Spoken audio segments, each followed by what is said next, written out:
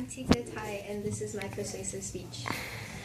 So by a show of hands, how many of you guys have parents who are immigrants to our country? And you guys are all American born as well.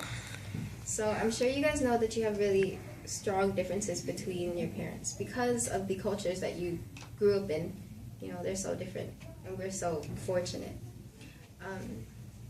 We get lectured for hours for little things that we do, little mistakes that we make, because they seem like such big deals to our parents, because, you know, they are. But we don't really understand that.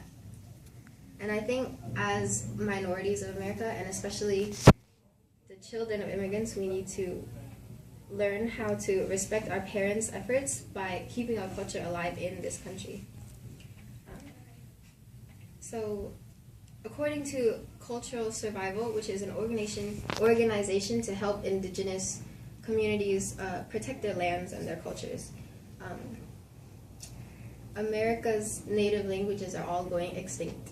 The people who know how to speak these languages, they're all dying off. And so where does that leave their culture? English is probably one of the most predominant languages in the world, not just our country. And it's easily one of the most difficult languages to learn. Yet people feel so incompetent if they don't know how to learn, or if they don't know how to speak it or understand it. You know, so that gets me thinking, what happens if your guys' languages die off in the world? You know, I'm sure there's many speakers left and there's many people back in your home countries, but what if it died? You know, your culture goes with it, the food and the traditions and the fashion and all of that stuff. It's almost like it never existed. And I know you guys wouldn't want that. So many people who are, you know, ignorant to this kind of stuff, they say that being American born already makes you, you know, American. You do this stuff because you're American. Eat American food, speak English, and, you know, practice American customs. But our country is easily one of the most culturally diverse in the world. According to Henry J. Kaiser Family Foundation, which collects and offers information of the demographics of America, most states, every state except for Hawaii, has a large majority of white Americans, ranging from 36% to 95%. But even so, we have more minorities, yet we feel this need to be like white Americans, because especially us, that's something that we've grown up knowing. You know, that's kind of how our lifestyles have been molded. And so it's like, it's normal for us. But although it's not such a bad thing, it's always good to be able to embrace our cultures that, you know, we get from our ancestors and our parents. And I think that schools nationwide should offer select courses that, you know, specify on cultures in the world, so that we all can be more culturally aware of, you know, life outside of America, because this is kind of all we've known. I think that's important so that we don't get sucked into this idea that everyone has to be the same. This will lead to, you know, more optimism in us, and more optimism will eventually end racism and discrimination and all of this ignorance. Currently, we're learning ASL, and not only the language, but also the culture and the history and the art, and that really helps us absorb all that information rather than just learning the language on its own. And I think it's so important to be able to be culturally aware, not only for us, but for everyone else.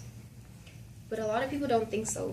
A lot of people say that kids don't retain the information that they learn in school because it won't be useful to them, but, you know, it's always present in our minds. You know, there's so many people that in their field excel, and so it's never a bad thing to learn.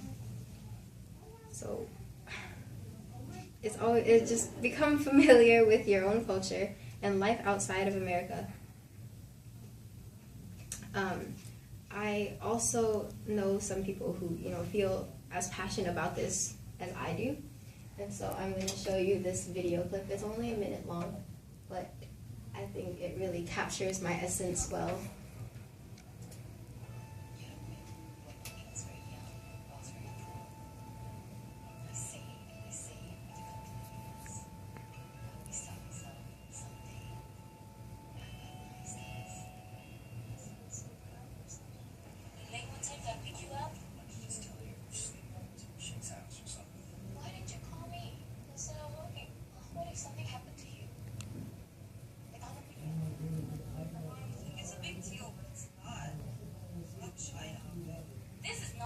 But you are Chinese. Embarrass your mama and embarrass your father.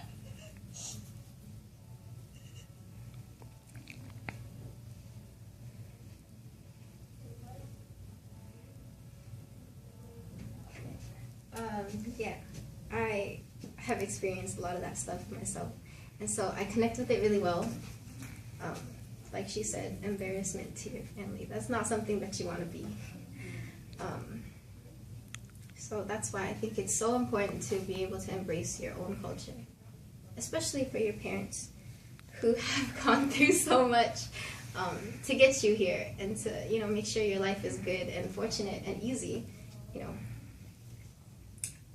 All I'm saying is that you need to appreciate that stuff. Live life with no regrets for them and for yourself. Be able to repay them back, and it's also it helps you, be more culturally aware of everyone else, of the whole world around you. Yeah. I just want you guys to keep cultural diversity alive in America.